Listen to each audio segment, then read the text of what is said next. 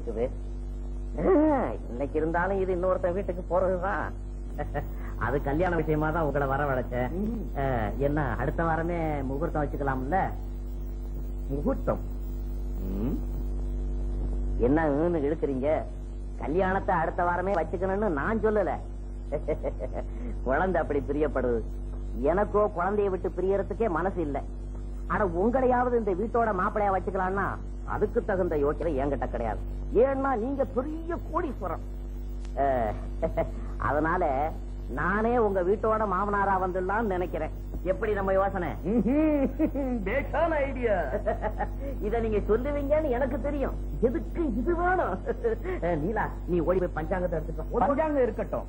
இப்போ முதல் அங்கத்தை கவனிப்போம். அதாவது கல்யாண வைபவம். எனக்கு வேற யாரும் பிரதர்ஸ் கிடையாது.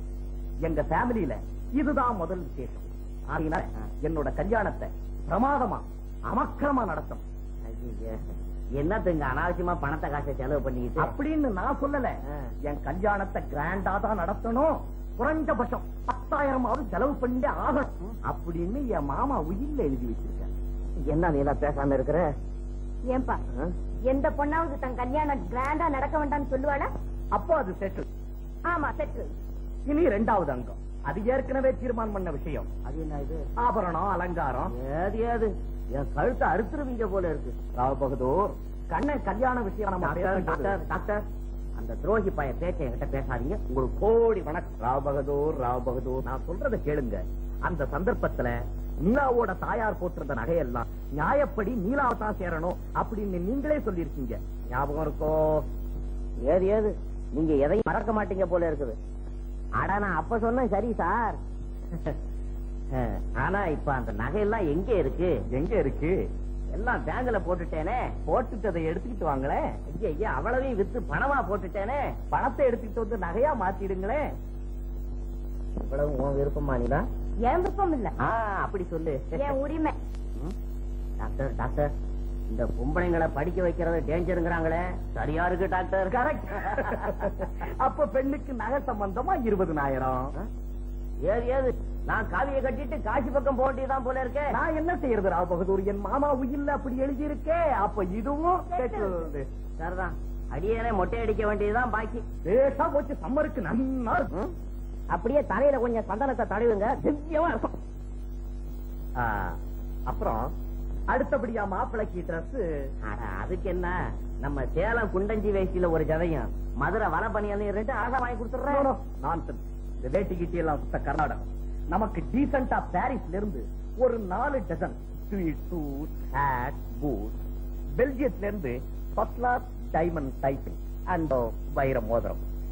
சுவிட்சர்லாந்துல இருந்து பத்லா gold watch, waterproof, shockproof, 32 jewel with calendar. Yes. அதோட அமெரிக்காவில இருந்து ஒன்னே ஒண்ணு பத்லா கெடிலாக் கார். ஒண்ணு போதுமா?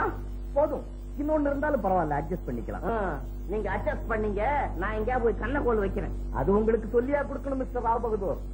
அது போகட்டும். இந்த ஐட்டங்களுக்கு தான் ஒரு 50,000 அப்படின்னு உங்க மாமா உயிரில கண்டிருக்குதா? கரெக்ட். அப்ப இதுவும் செட்டில்டாவது பாசஞ்சர் ஆகுது. அடுத்தபடியா 4, அதாவது வரதட்சணை. என்னது வரதட்சணையா? வரதட்சணைனால எனக்கு பிடிக்காதே, அது சட்டவிரோதமாச்சே. ராவ் பகதூர், கண்ணன் கல்யாணத்துல சார் அந்த சண்டாள பைய பேச என்கிட்ட பேச வேணாம்னு எத்தனை தடவை சொல்றது? அந்த சண்டாள பைய வெறும் எம்ஏ சார். அவனுக்கு போய் வரதட்சணை 30,000 வாங்கிருக்கீங்களே. நான் வாங்கலையே. என்ன மோசம் பண்ணிட்டாங்களே. என்ன இருந்தாலும் நீங்க கையை நீட்டி வாங்கினீங்களா இல்லையா சார்? வாங்கினீங்கல்ல. வாங்கினேன். அந்த வெறும் எம்ஏக்கு 30,000 வரதட்சணை வாங்கியிருக்கப்போ அடுத்த வருஷம் நான் எம்பிபிஎஸ். அட எனக்கு அட்லீஸ்ட் ஒரு 60,000 வரதட்சணை கொடுக்கலாம். 60,000? ஓமைக்கா, என்கிட்ட எது சார் பணம்? சார், உங்க பெட்டியில இருந்து 30,000 ரூபாய் திருடு போயும் கூட குறைஞ்சது நிறைஞ்சது தெரியாம இருந்திருக்கீங்களே. அப்படின்னா அந்த பெட்டியில எத்தனை லட்சம் இருந்திருக்கணும்? மிஸ்டர் ராவ் பகதூர், உங்க டைரி எல்லாம் நான் பார்த்திருக்கேன். எனக்கு எல்லாம் தெரியும் சார். சரிதான். வருமான வரி ஆபீசருக்கு நீங்களே கணக்கு கொடுத்து என்ன சார் செய்யறது? என்ன செய்யறது? வரதட்சணை வாங்காம கல்யாணம் பண்ணா சாஸ்திர விரோதம், மகா பாவம். அதனால 60,000 ரூபாய் வாங்கியே தீரணும் அப்படின்னு எங்க மாமா உயில்ல எழுதி வச்சிருக்காரு. உயில்ல. அந்த உயில கொண்டுகிட்டு போய் குப்பை தொட்டியில போடுங்க.